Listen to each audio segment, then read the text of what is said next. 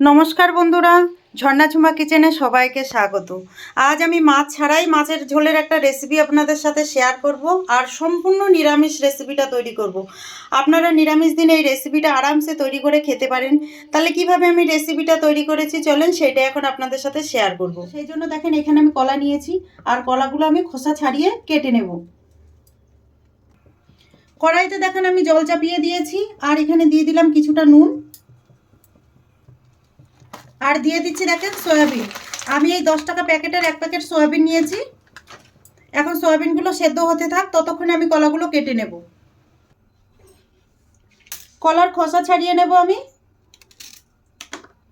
চাইলে কিন্তু আপনারা খোসা সমেতই সেদ্ধ করে নিতে পারেন। আমি খোসাগুলো ছাড়িয়ে তারপরে সেদ্ধ করে নেব। দেখুন এইভাবে ছুলে নিচ্ছি।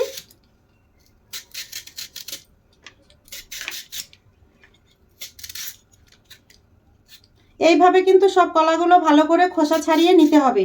আমি আবারও বলে দিচ্ছি, আপনারা চাইলে কিন্তু খোসা সমেত সেদ্ধ করে নিতে পারেন কলাটাকে। দেখেন এইভাবে খোসা ছাড়িয়ে নিচ্ছি।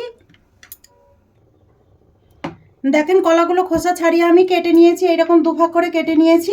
এখন এগুলো সেদ্ধ দিয়ে দেব আর এইদিকে দেখে নেব সয়াবিনটা হয়েছে কিনা। দেখেন সয়াবিন কিন্তু ভালোভাবে সেদ্ধ হয়ে গেছে। এখন আমি সয়াবিনগুলো নামিয়ে নেব, নামিয়ে জল চিপে নেব।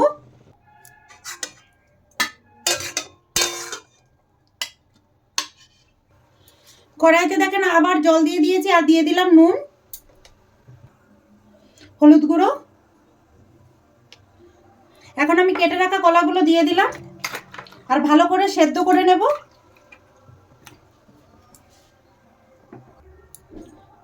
ছোট সাইজের একটা আলু দিয়ে দিলাম। আলুটা কিন্তু অপশনাল, আপনারা দিতেও পারেন আবার নাও দিতে পারেন। তাহলে এটা এখন সেদ্ধ হতে থাক।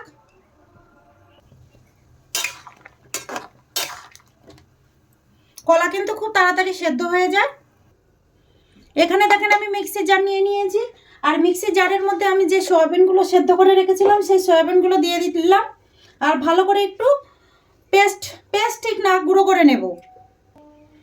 দিয়ে দিলাম দুটো কাঁচা লঙ্কা আর আদা, গোটা জিরে। এখন এটাকে আমি মিক্সিতে পিষে নেব।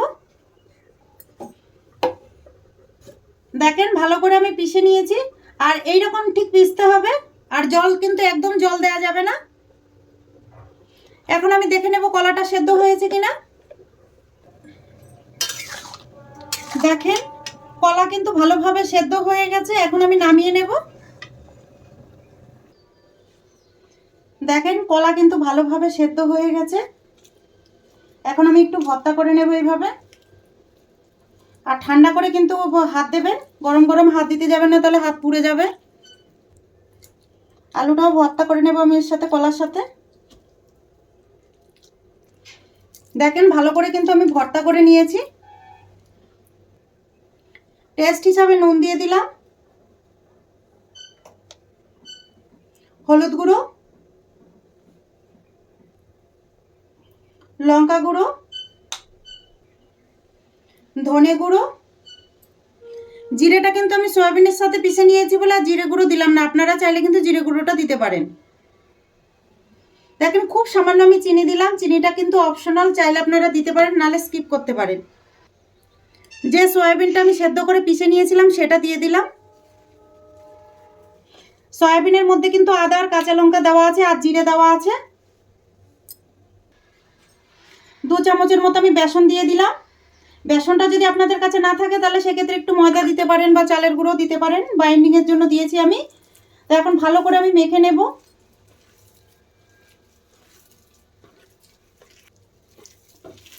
ভালো করে কিন্তু মেখে নিতে হবে।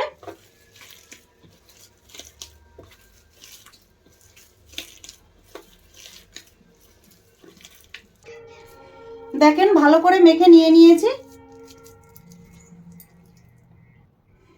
দেখেন হাতে একটু আমি তেল মেখে নিলাম যাতে হাতের মধ্যে চিপকে না যায়, সেই জন্য। এখন এখান থেকে কিছুটা আমি কলা মেখে রেখেছি সেটা নিয়ে নিলাম। নিয়ে দেখেন ঠিক এরকম করতে হবে, দিয়ে এরকম চ্যাপটা করে নিতে হবে। দেখেন।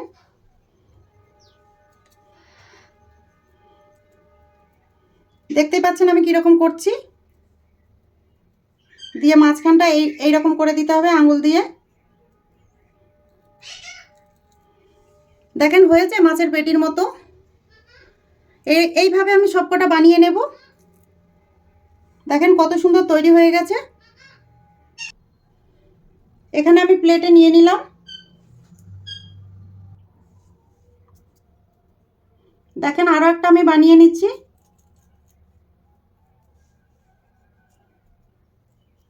ঠিক মাছের পিসের মতো শেপ দিয়ে নিয়েছি আমি। দেখেন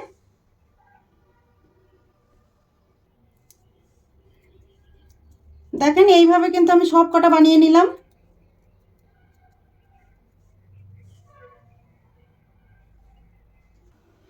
দেখেন আমি কয়েকটা বানিয়ে নিয়েছি। এখন এগুলো ভেজে নেব। কড়াইতে দেখেন আমি সর্ষের তেল গরম হতে দিয়ে দিয়েছি। আর তেল কিন্তু ভালোভাবে গরম করে নিতে হবে। দেখেন তেল কিন্তু ভালোভাবে গরম হয়ে গেছে। এখন আমি মাছের পিসগুলো ভেজে নেব।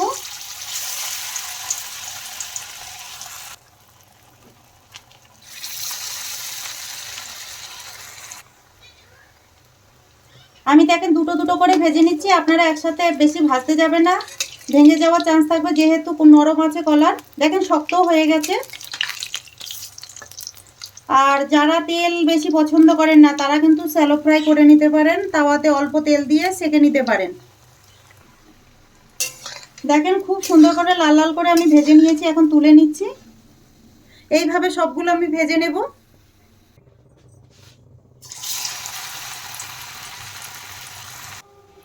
এখন নিরামিষ মাছের ঝোল বানানোর জন্য আমি মশলা বানিয়ে নেব। এখানে দেখেন আদা নিয়েছি, আদাটা নিয়ে নিলাম মিক্সির জারে। আর দুটো কাঁচা লঙ্কা দিলাম, আর একটা বড় সাইজের টমেটো দিয়ে দিয়েছি। দিয়ে দিলাম গোটা জিরে। এখন এগুলো ভালো করে আমি পেস্ট করে নেব। দেখেন মশলা ভালো করে আমি পেস্ট করে নিয়ে নিয়েছি। দেখেন সব মাছের পিসগুলো আমার ভাজা হয়ে গেছে। ফোড়নে আমি দিয়ে দিলাম তেজপাতা, গোটা জিরে, আর দিয়ে দিলাম একটা শুকনো লঙ্কা। ফোড়নটা একটু ভালো করে ভেজে নিতে হবে। দেখেন ফোড়ন কিন্তু ভালো করে ভাজা হয়ে গেছে। আর যেই মশলাটা আমি পেস্ট করে রেখেছিলাম সেই মশলাটা এখন দিয়ে দিলাম। দিয়ে নেড়ে দিলাম একটুখানি। মিক্সির জার ধুয়ে একটু জল দিয়ে দিলাম। দিয়ে দিলাম হলুদ গুঁড়ো, লঙ্কা গুঁড়ো, ঝালটা আপনাদের পছন্দ মতো দেবেন, ধনে গুঁড়ো, টেস্ট হিসাবে নুন দিয়ে দিলাম। এখন নেড়ে চেড়ে মশলাটা আমি ভালোভাবে যতক্ষণ মশলা থেকে তেল রিলিজ না করে ততক্ষণ কিন্তু মশলা কষাতেই হবে। দেখেন মশলা ভালোভাবে কষানো হয়ে গেছে। এখন আমি দিয়ে দিলাম ফেটানো টক দই। 2 চামচ মতো টক দই দিয়েছি। টক দই দিয়ে আরেকটু নেড়ে চেড়ে ভালো করে কষিয়ে নেব। দেখেন মশলা কিন্তু ভালোভাবে কষানো হয়ে গেছে। এখন আমি জল দিয়ে দিলাম। এখন ঝোলটা ফুটুক। দেখেন ঝোল কিন্তু ভালোভাবে ফুটে গেছে। দিলাম। দেখেন সব মাছের পিসগুলো আমি এখন দিয়ে দিচ্ছি। নিরামিষ মাছের পিস। দেখেন খুব ভালোভাবে ফুটে গেছে। আর এই সময় কিন্তু বেশি নাড়া যাবে না। আর এখন আমি ওপর থেকে দিয়ে দিলাম একটু গরম মশলা গুঁড়ো, দিয়ে দিলাম ধনেপাতা কুচি। চাইলে কিন্তু আপনারা একটু ঘি দিতে পারেন, যেহেতু নিরামিষ একটু ঘি দিলে খেতে ভালোই লাগবে। এখন আমি নামিয়ে নেব।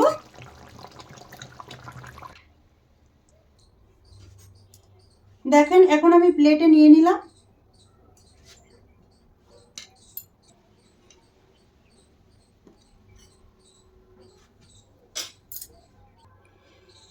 আমার এই মাছ ছাড়া মাছের রেসিপিটা যদি আপনাদের ভালো লাগে তাহলে আমার চ্যানেলটাকে সাবস্ক্রাইব করবেন, লাইক করবেন, কমেন্ট করবেন, আর অবশ্যই শেয়ার করবেন।